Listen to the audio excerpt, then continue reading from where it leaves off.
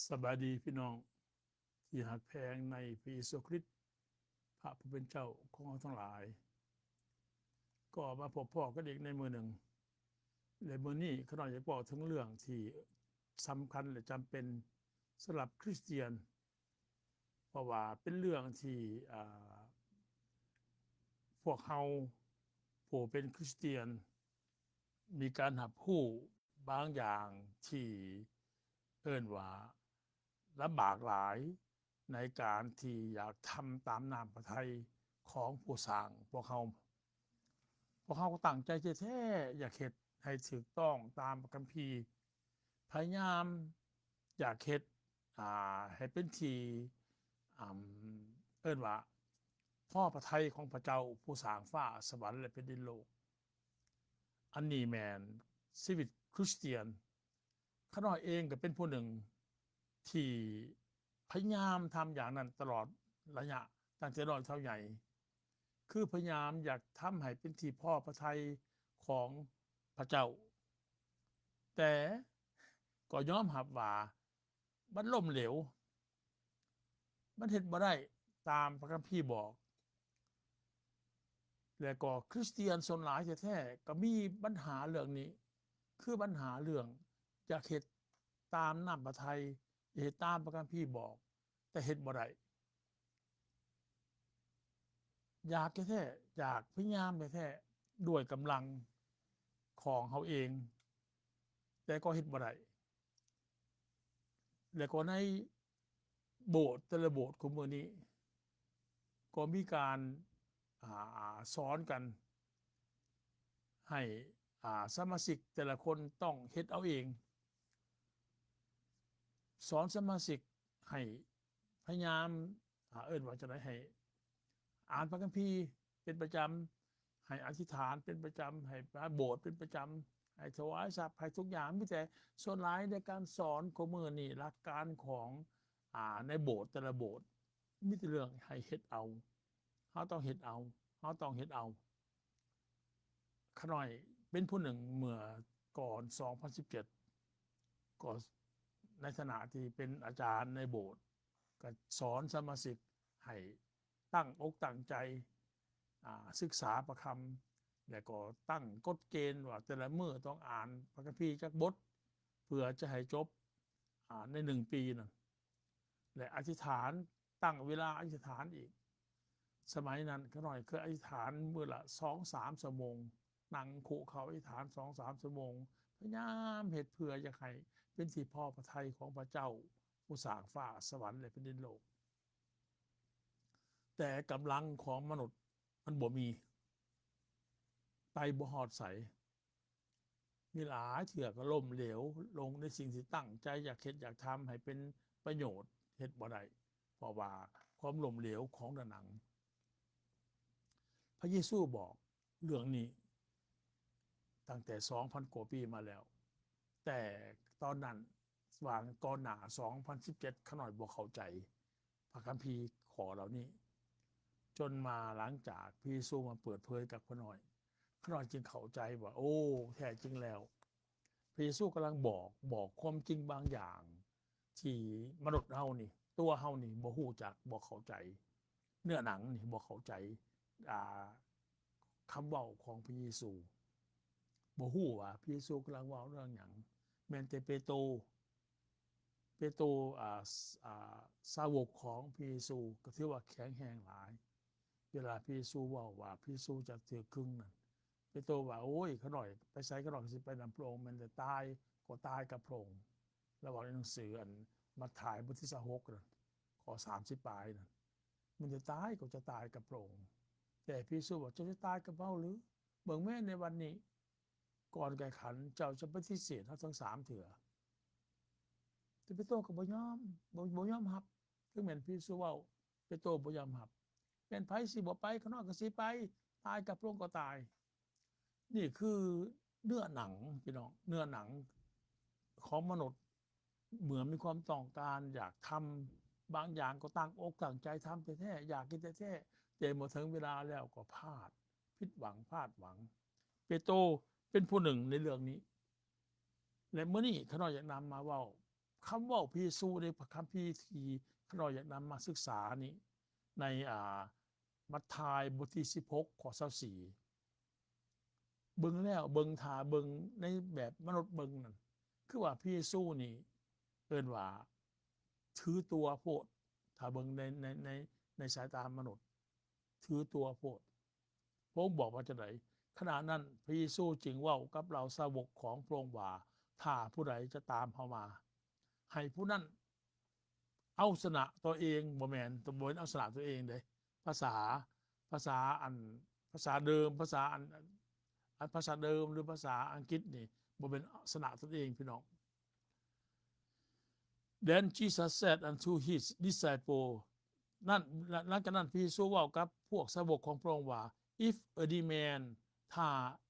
มนุษย์ผู้ใดผู้หนึ่งถ้าผู้ใดผู้หนึ่ง will come after me จะมาตามข่อยมา let him deny himself คำว่า deny นี่พี่น้องคำว่า deny นี่เป็นเรื่องการปฏิเสธคำว่า deny คำนี้นะเป็นปฏิเสธตนเองสอนตนเองบ่ได้คำว่า deny นี่เป็นปฏิเสธสละสิทธิของตนว่าปฏิเสธตนเองว่าตนเองสอนตนเองบ่ได้และ and take up his cross and follow me ไม่เอากระแบกกางแขนของตนตามเข้ามาปัญหาที่มีเป็นอย่างที่คนส่วนหลายคุมื้อนี้ด้วยบ่ยอมรับความจริงเรื่องนี้ความจริงเรื่องนี้เป็นการเอิ้นว่าถือเบาโพดบ่ยอมฟังพระเยซูเว้านี่พระเยซูบอกบทหนึ่งก็น้อยเบิ่งในหนังสือมัทธิวคือกันมัทธิวบทที่16บทที่26ข้อ41บัดนี้นะบทที่26ข้อ41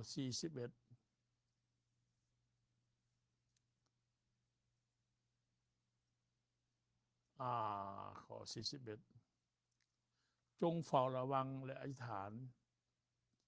เพื่อว่าทานจะบ่ตกในการทดลองจิตใจพร้อมแล้วก็จริงแต่เนื้อหนัง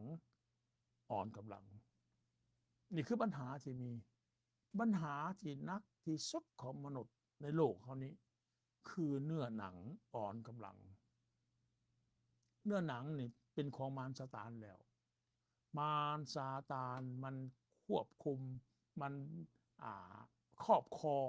เนื้อหนังของมนุษย์ทุกคนตั้งแต่อาดัมเอวาเป็นต้นมาที่ตกในบาปมารครอบครองมนุษย์นี่คือจุดที่เนื้อหนังตามพระเยซูบ่ได้ท่านเปโลมาประเสริฐหน้ากับตัวนี้ประเสริฐหน้ากับตัวนี้รับไว้เว้าเรื่องหนึ่งในหนังสือ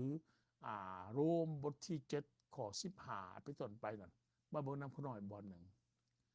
โรมบท7ข้อที่15เป็นต้นไปข้าพระเจ้าบ่เข้าใจการกระทำของข้าพระเจ้าเองแล้วว่าของข้าพระเจ้าเองบ่เข้าใจเลยเพราะว่าข้าพระเจ้าบ่ทำในสิ่งที่ข้าพระเจ้าปรารถนาจะทำแต่กลับไปทำในสิ่งที่ข้าพระเจ้าเกลียดชัง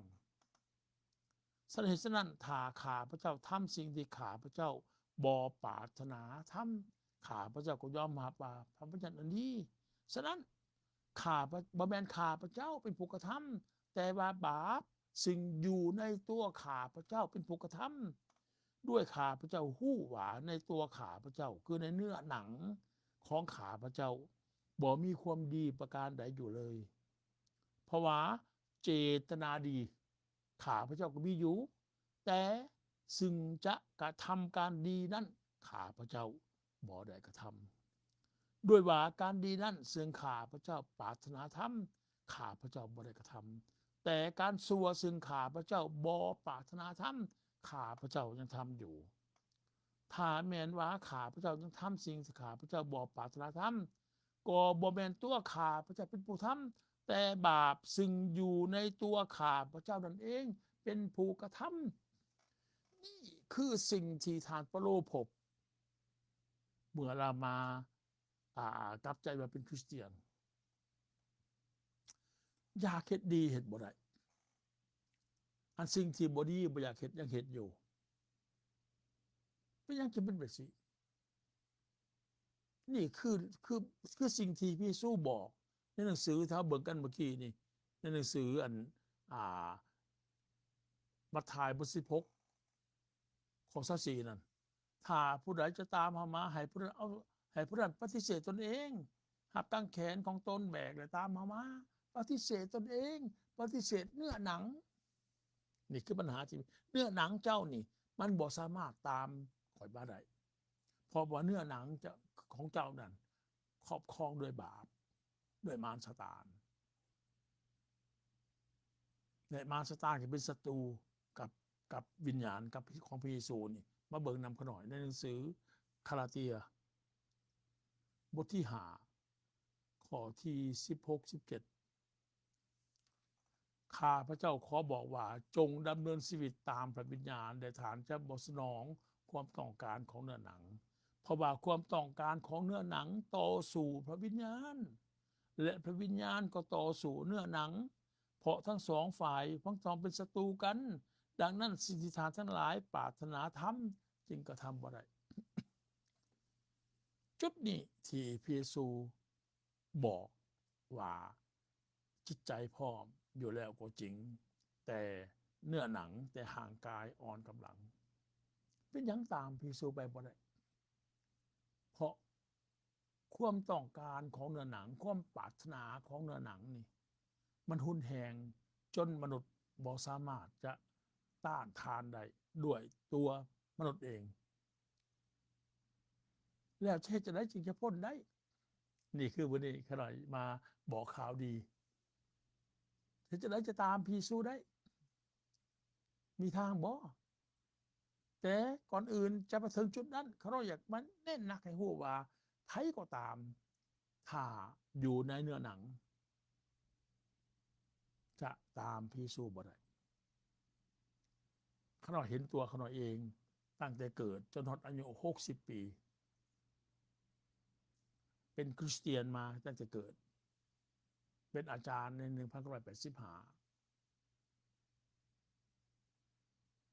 บ่สามารถสอนตัวเองได้สอนคนอื่นบ่สอนแต่สอนตัวเองบ่ได้เป็นหยังเพราะว่าเนื้อหนังเฮาทำให้เฮาอ่อนกำลังเฮ็ดผิดพลาดเป็นประจำขาน้อยฮู้ว่าคริสเตียนทุกคนแม่นปรารถนาที่อยากทำตามพระคัมภีร์บอกจะเฮ็ดให้ถูกต้องตามน้ำพระทัยของพระเจ้าผู้สร้างฟ้าสวรรค์และแผ่นดินโลกคือพระเยซูคริสต์องค์พระผู้เป็นเจ้านั้นจะเฮ็ดบ่ได้ดังนั้นข้าน้อยเองเป็นผู้หนึ่งเมื่อก่อนหน้า2017นั้นเฮ็ดบาปแล้วก็สารภาพบาปทุกมื้อมื้อหนึ่งบางเทื่อ2เทื่อก็มี3เทื่อก็มีเฮ็ดบ่ดีในสิ่งบ่ดีต่างๆนานาก็สารภาพบาปแล้วโอ้ยยกโทษให้ข้าน้อยแหน่ข้าน้อยคิดชั่วข้าน้อยคิดบ่ดีแล้วข้าน้อยเฮ็ดผิดแล้วบ่แม่นบ่แม่นว่าเฮาอยากเฮ็ดผิดแต่มันว่าจะมันบ่สามารถชนะได้มันบ่สามารถที่ว่าควบคุมสิ่งที่เฮาอยากเฮ็ดควบคุมบ่ได้ปฏิเสธบ่ได้เมื่อความต้องการตัวนี้เกิดขึ้นเมื่อความปรารถนาตัวนี้เกิดขึ้นเฮาก็อ่อนกำลังเกินไปที่จะต่อต้านกับตัวนี้และตัวนี้มันเกิดมาจากไสความปรารถนาชั่วนี่ความบ่ดีต่างๆนานานี่เกิดมาจากไสพระคัมภีร์ว่าเกิดมาจากมารซาตานผู้เป็นพระเจ้าของโลกนี้ในหนังสือก็หน่อยว่าอะไรว่า 2-3 มื้อก่อนก็ดี1โยฮันบทที่3 1โยฮัน1โยฮันบท2ข้อ16เพราะว่าสิ่งสารพัดซึ่งมีในโลกคือตัณหาของเนื้อหนังและตัณหาของตาและความเย่อหยิ่งอยากอวดในชีวิตนี้บ่ได้เกิดจากพระบิดาแต่เกิดจากโลกหมายความว่าจังได๋ตัวนี้เกิดจากโลกตัณหาความปรารถนานี่ตัณหาเป็นความปรารถนาความอยากความปรารถนาของเนื้อหนังความปรารถนาความอยากของตาและความมิแต่อยากอวดสิ่งต่างๆในโลกนี้ บ่ได้เกิดจากพระวิญญาณที่เกิดจากโลกและบัดนี้มารซาตานเนี่ยเป็นเจ้าโลกนี้เลยเป็นเจ้าในของมนุษย์ด้วยมันอยู่ในมนุษย์ด้วยนั่นเมื่อมันเอามนุษย์อยากจะให้เหตุหยังมนุษย์ต้องเหตุตามสอนเหลือตัวเองบ่ได้แบบเดียวกับสัตว์เลี้ยงในข้อเขาบ่ว่าเป็ดไก่บ่ว่าสัตว์เลี้ยงทุกอย่างนั่นแหละเฮาอยากเฮ็ดหยังกับสัตว์ก็ได้หมดเฮาจะจูงไปหันตัดไว้อยู่ไสก็ได้มัดอยู่นี่ก็ได้มัดอยู่หันก็ได้ถิ่มไว้ในคอกก็ได้ออกมาปล่อยก็ได้แล้วแต่เฮาอยากเฮ็ดมนุษย์เฮานี่เป็นคือจังซั่นในโลกนี้มารซาตานจับมนุษย์ไว้ให้เฮ็ดตามความประสงค์ของมันพระคัมภีร์ยั่งยืนใน2ตีโมเธียวบท2ข้อ26เขาอาจหลุดพ้นบ่วงของมารซาตานผู้ซึ่งดักจับเขาไว้ให้เฮ็ดตามความประสงค์ของมันถ้าผู้ใดบัดนี้มาถึงจุดนี้บัดนี้มาถึงความเข้าใจว่ามนุษย์เฮานี้แม่นสอนตนเองบ่ได้ย้อนมีมารซาตานมาครอบครองเขาอยู่ถ้าเขาเข้าใจตัวนี้บัดนี้ถ้าเขามาฮู้จักความจริงตัวนี้เขาซอกหาความช่วยเหลือแต่ความช่วยเหลืออยู่ไสบัดนี้มาเบิ่งนำเขาหน่อยความช่วยเหลืออยู่ไสเอาจากหนังสือโยฮัน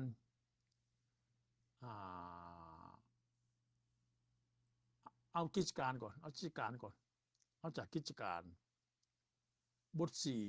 4ข้อ12ก่อนในผู้อื่นความพ้นบ่มีเลยด้วยว่าบ่มีน้ำสื่ออื่นไหนทั่วใต้ฟ้าที่ทรงโปรดประทานแก่พวกเฮาเพื่อพวกเขาจะได้พ้นน้ำสื่อบ่มีเลยทั่วใต้ฟ้านี่นอกจากน้ำสื่อพระเยซูที่จะพ้นได้ก็ต้องมาอยู่ในน้ำสื่อพระเยซูคริสต์พระผู้เป็นเจ้าเท่านั้นที่จะพ้นได้ถ้าผู้ใดอยากพ้นต้องมายอมรับเอาพระเยซูคริสต์พระผู้เป็นเจ้ามาอยู่ในพระเยซูคริสต์พระผู้เป็นเจ้ามาเสือในน้ำสื่อพระเยซูคริสต์พระผู้เป็นเจ้าและมาห้องออกในน้ำสื่อพระเยซูคริสต์พระผู้เป็นเจ้าทางแห่งความพ้นมีทางเดียวเท่านี้พี่น้องเอ๋ยบัดนี้การที่มาหับเอาพระเยซู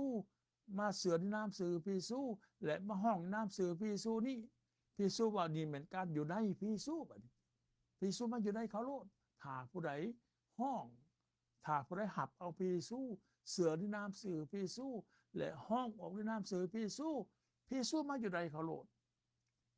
เป็นความจำเป็นที่พระเยซูต้องมาอยู่ในเขาและเขาต้องอยู่ในพระเยซูมาเบิ่งนำเขาหน่อยในหนังสือโยฮันบัดนี้บทที่15ข้อ4เป็นต้นไปจงเข้าอยู่ในเฮาบ่เป็นเข้าสนิทเด้อเปลี่ยนคำเว้าเด้อเพราะว่าภาษาเดิมบ่แม่นเข้าสนิทภาษาเดิมมันเข้าอยู่ในเนาะเข้าอยู่ในมาเบิ่งนำเขาหน่อยภาษาเดิมอบายคำว่าอบายนี่คำว่าอบายนี่แม่นอยู่ในabide in you enduring อยู่ใน lasting live remain in อยู่ข้างในน่ะอยู่ข้างในพระเยซูน่ะabideอยู่ใดอยู่ข้างในอยู่ภายในจงเข้าอยู่ในเฮาพระเยซูจงเข้าอยู่ในเฮาและเฮาเข้าอยู่ในฐานพระสมเทียบว่าเฮาเป็นกิ่งจะเกิดหมากเองบ่ได้นอกจากจะเข้าอยู่ในเครือสันใดฐานทั้งหลายจะเกิดหมากบ่ได้นอกจากฐานจะเข้าอยู่ในเฮาสันนั้นเป็นยังเกิดหมากบ่ได้จะหน่อยอารมณ์กันอ่านต่อเฮาเป็นเครือองุ่นฐานทั้งหลายเป็นกิ่งพระเยซูสมเทียบพระองค์เอง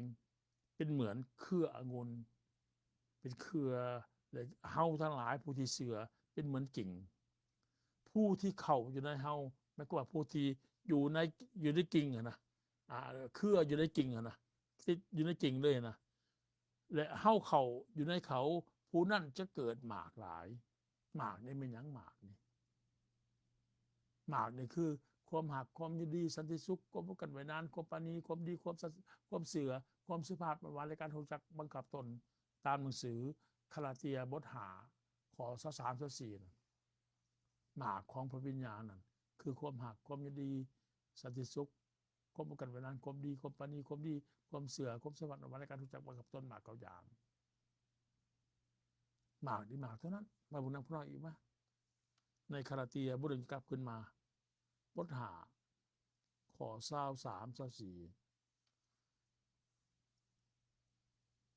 2-3หมากของพระวิญญาณคือความหักความยินดีสันติสุขความกันไว้นานความปราณีความดีความเสือความสุภาพหวานและการรู้จักบังคับตนอันนี้เป็นหมากของพระวิญญาณหมากของพระเยซูกลับขึ้นมาในหนังสือโยฮันบท15ข้อ4เป็นต้นไปเมื่อกี้นี่เฮาเป็นเครือองุ่นฐานทั้งหลายเป็นกิ่งผู้ที่เข่าอยู่ในเฮาและเฮาเข่าอยู่ในเขาผู้นั้นจะเกิดหมากหลายเกิดหมากที่ว่ามา10เกิดหมาก9อย่างนั้นหมากของพระวิญญาณความหักความยินดีสันติสุขความกันไว้นานความปราณีความดีความเสือความสุภาพหวานในการรู้จักบังคับตนและเฮาเข่าอยู่ในเขาผู้นั้นจะเกิดหมากหลายเพราะถ้าแยกจากเขาแล้วทานทำสิ่งใดบ่ได้ถ้าแยกจากพระเยซูถ้าพระเยซูบ่ได้เข้ามาอยู่ทำสิ่งใดบ่ได้จะบ่พ้นจากความผิดชั่วเหตุบาปที่มารซาตานเอามาใส่นั้นความจำเป็นต้องได้หับเอาพระเยซูเสือในนามสื่อพระเยซูและห้องในนามสื่อพระเยซูก็เพื่อจะได้พ้นจากบาปพ้นจากมารซาตานเองถ้าผู้ใดบ่เข้าอยู่ในเฮาผู้นั้นต้องถูกถิ่มเสียเหมือนกิ่งแล้วก็เหี่ยวแห้งไปและเขารวบรวมเอาไปถิ่มในไฟเสียพี่น้องที่รักแพงความจำเป็นแท้ๆที่จะต้องได้เขาอยู่ในพระเยซูเพราะว่าถ้าเฮาบ่ได้เขาอยู่ในพระเยซูนี่พระเยซูเฮาเฮ็ดหยังบ่ได้หมายความว่าจังได๋หมายความว่าถ้าพระเยซูบ่ได้อยู่ในเฮาเฮาบ่ได้อยู่ในพระเยซูเฮาขึ้นกับซาตานโดยกงอย่างสอยเหลือตนเองบ่ได้และมารซาตานเมื่ออยู่ในเฮามันก็ดักจับเฮาไว้ให้เฮ็ดบาปทุกอย่างเพราะว่าตัณหาของเนื้อหนังตัณหาของตาและความโอ้อวดในชีวิตนี้เกิดมาจากมารซาตานและความจำเป็นที่ต้องมาหับเอาพระเยซูมาเสือในนามสื่อพระเยซูมาห้องในนามสื่อพระเยซูก็คือขาเฮ็ดอย่างนี้พระเยซูจะเข้าไปอยู่ในเฮาก็เข้าอยู่ในพระเยซูทางเดียวตัวนี้เพราะว่าการหับเอาพระเยซูนี่เป็นการเสือในนามสื่อพระเยซูมาบนพระอีกบทหนึ่งในหนังสือโยฮันคือกันบทที่1ข้อ12แต่ส่วนบรรดาผู้ที่หับเอาพระองค์คือผู้ที่เสือในนามสื่อพระเยซูหับเอาพระเยซูนี่คือการเสือในนามสื่อพระเยซูเสือในนามสื่อพระเยซูเป็นการห้องในนามสื่อพระเยซูพระเยซูมันจะดำรงถ้าบ่หับเอาพระเยซูโดยการเสือในนามสื่อพระเยซูและห้องในนามสื่อพระเยซูพระเยซูมันจะนำบ่ได้ถ้าพระเยซูมาจะนำบ่ได้ผู้นั้นตามพระเยซูบ่ได้เพราะมารซาตานจับเขาไว้ให้เหตุตามความประสงค์ของมันพระคัมภีร์จึงสั่งให้เสือในนามสื่อพระเยซูแม่นบ่ในหนังสือ1โยฮันบทที่3ข้อ23เป็นคำสั่งและนี่เป็นพระบัญญัติของพระองค์คือให้เขาทั้งหลายเสือในนามสื่อพระเยซูคริสต์องค์เป็นเจ้าเป็นหยังที่เสือในนามสื่อพระคัมภีร์จึงสั่งให้เสือในนามสื่อพระเยซูเป็นบัญญัติก็เพื่อเจ้าจะได้พ้นจากมารซาตานพ้นจากบาปพ้นจากมารซาตานและจะเดินกับพระเยซูได้เพราะว่าถ้าเจ้าเห็นอย่างนี้มีหยังจะเกิดขึ้นถ้าเจ้าเห็นอย่างนี้สิ่งที่จะเกิดขึ้นก็คือมาเบิ่งนำกันหน่อยในหนังสือฟิลิปปอยบท2ข้อ13บัดนี้เพราะว่าพระเจ้าคือพิขน้อยว่าพระเยซูนั่นเป็นผู้กระทำเป็นผู้บริหารจัดการอยู่ภายในฐานทั้งให้ฐานมีใจปรารถนาและให้ประพฤติตามชอบพระทัยของพระองค์นี่คือสิ่งที่ขน้อยเว้าถ้าพระเยซูนี่ เขาอยู่เขาเป็นผู้บริหารจัดการนี่บริหารจัดการอยู่ในภายในผู้ใดก็ตามพระองค์จะให้พระนั้นมีใจปรารถนานี่และให้ประพฤติตามชอบพระทัยของพระองค์นี่คือความจำเป็นเพราะว่าถ้าพี่สู้บ่อยู่ในเฮามารซาตานก็ทำให้เขามีใจปรารถนา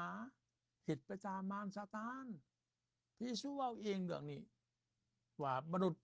ที่มีมารซาตานอยู่นั่นแม้นเขาจะเหตุตามมารซาตานบอกเขาเหตุในหนังสือโยฮันบท8ข้อ44ทานทั้งหลายมาจากของฐานคือมารซาตานและทานปรารถนาทานต้องการทานห้อนหนความหมายตัวนี้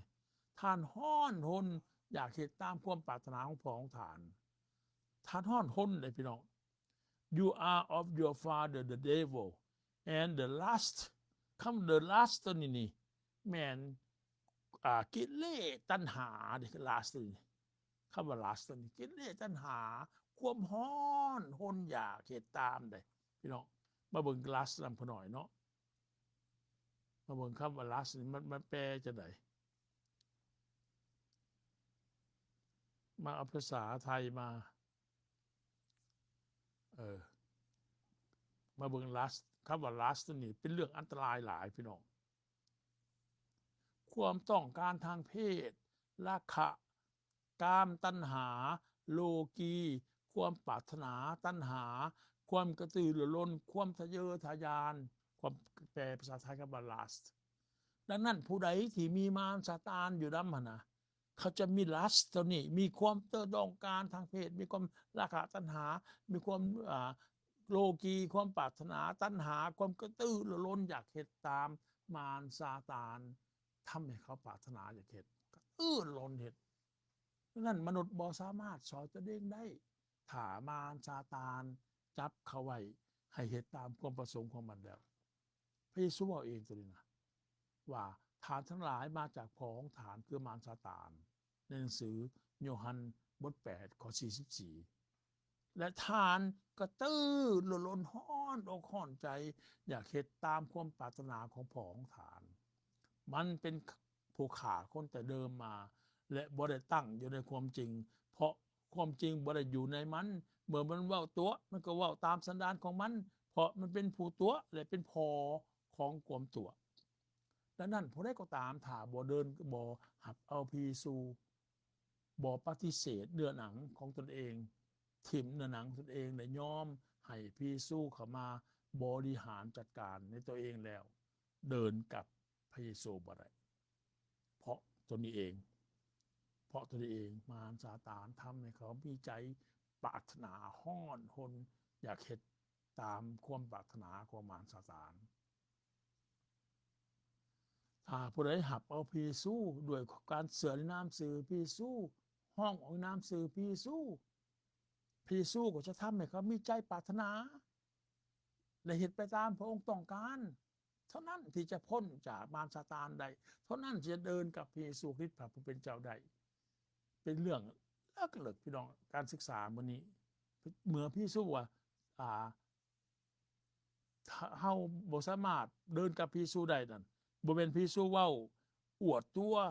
หรือว่าเว้าทำให้คนทั้งหลายเอิ้นว่าบ่ท้อแท้บ่แม่นอย่างนั้นพระองค์กำลังบอกความจริงพระองค์กำลังบอกความจริงว่าจะเดินกับข่อยบ่ได้บทที่16เนาะข้อ24นั่นจะเดินข่อยบ่ได้เพราะหยังขณะนั้นพระเยซูจึงเว้ากับเหล่าสาวกของพระองค์ว่าถ้าผู้ใดจะตามมาให้ผู้นั้นปฏิเสธตนเอง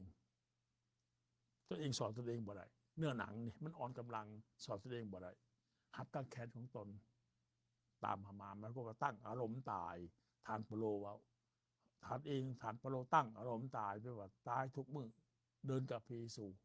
ตายต่อเนื้อหนังตายต่อบาปฐานเปโลเว้าเรื่องนึงว่าสำหรับฐานเปโลแล้วเราตายต่อนั่นแล้วเราตายต่อบาปแล้วต่อเนื้อหนังแล้วในบทหนึ่งเราเว้าในหนังสือคาลาเตียคือกันคาลาเตียบทที่ ข้อที่24 25 25บ่26บ่ผู้ที่เป็นของพระคริสต์ได้เอาเนื้อหนังกับราคะตัณหาความอยากคือความปรารถนาและราคะตัณหาตึงไว้ที่มันกังแขนแล้วผู้ที่เป็นของพระคริสต์ก็ได้เอาความอยากราคะตัณหาความอยากความปรารถนาของเนื้อหนังครึ่งไว้ที่กังแขนแล้วเท่านี้ถ้าผู้ใดบ่เฮ็ดอย่างนี้ตามพระเยซูบ่ได้สำหรับพระบัญญัติข้าพเจ้าตายต่อพระบัญญัติแล้วพระบัญญัติที่อยากเฮ็ดเอาเองอยากสนะอยากเก่งเองอยากทำเองนะตายแล้วพี่น้องที่แพงมื้อนี้นี่ที่พระเยซูบอกว่าจะตามพระเยซูไปบ่ได้นะเพราะเนื้อหนังอ่อนกำลังนะตามหนังสือมัทธิวบทที่26ข้อ41แม่นบ่เนื้อหนังอ่อนกำลังพระเยซูว่ามัทธิวบท26ข้อ41เดินบ่ได้ย้อนเนื้อหนังอ่อนกำลังจงเฝ้าระวังอยู่จงเฝ้าระวังและอธิษฐานอยู่เพื่อว่าท่านจะบ่เข้าในการทดลองจิตใจพร้อมแล้วก็จริงแต่เนื้อหนังอ่อนกำลังปัญหาที่มีเฮาตามพระเยซูบ่ได้คุมื้อนี้คริสเตียนทั้งหลายตามพระเยซูบ่ได้คุมื้อนี้เพราะเนื้อหนังทำให้อ่อนกำลังตามพระเยซูบ่ได้เมื่อมารซาตานเอาความอยากเอาราคะตัณหามาให้ยามใดต้องได้คุบเอาโลดต้องได้เฮ็ดโลดและมีใจอยากเฮ็ดด้วยมีใจต้องการหุ้นแหงอยากเฮ็ดตามที่มารเอามาให้ด้วยนี่แหละพระเยซูว่าฐานมาจากพ่อของฐานมีใจปรารถนาอยากเฮ็ดตามความปรารถนาของพ่อของฐานนั่นพี่น้องที่แพงมื้อนี้เป็นข่าวดีสำหรับพี่น้องคริสเตียนผู้อยากพ้นจากบาปพ้นจากมารซาตานสนะบาปสมารซาตานมีทางเดียวเท่านั้นคือยอมจำนนกับพระเยซูบอกว่าสอนตนเองบ่ได้ยอมเพราะว่าถิ่มเนื้อหนังตัวเองเพราะตัวเองสอนตัวเองบ่ได้ปฏิเสธตัวเองว่าตัวเองบ่มีกำลังพอที่จะเดินกับพระเยซูได้ห้องขอพระเยซูซอยข้าน้อยแน่ข้าน้อยบ่สามารถเดินกับพระองค์ได้ด้วยกำลังของข้าน้อยเองขอพระเยซูคริสต์เป็นเจ้าซอยข้าน้อยด้วยข้าน้อยขอหับเอาพระเยซูคริสต์องค์เป็นเจ้ามาเป็นเจ้าของข้าน้อยมาเป็นพระเจ้าของข้าน้อยข้าน้อยยอมหับว่าพระเยซูคริสต์องค์เป็นเจ้าเป็นพระเจ้าของข้าน้อยเป็นเจ้าของข้าน้อยข้าน้อยเสื่อในพระนามพระเยซูคริสต์เป็นเจ้าเท่านี้พี่น้องว่าแล้วฐานจะเดินกับพระเยซูได้อย่างมีชัยชนะต่อเนื้อหนังต่อมารซาตานอาเมนเนาะขอพระเยซูคริสต์เป็นเจ้าอวยพรพี่น้องทุกคนที่ฟังเด้อและก็มื้อนี้ข้าน้อยหวังใจว่าจะเป็นบันไดที่จะทำให้เฮาก้าวขึ้นอีกขั้นหนึ่งในการชนะเนื้อหนังชนะโลกชนะมารซาตานเพราะว่าพระเยซูบอกว่าผู้มีชัยชนะเท่านั้นจึงจะเดินกับพระเยซูได้ถ้าบ่นั้นแล้วเดินกับพระเยซูไปบ่ได้ขอพระเยซูคริสต์พระเป็นเจ้าอวยพรพี่น้องเด้อพบกันใหม่ในโอกาสหน้าวันนี้ลาก่อนบ๊ายบาย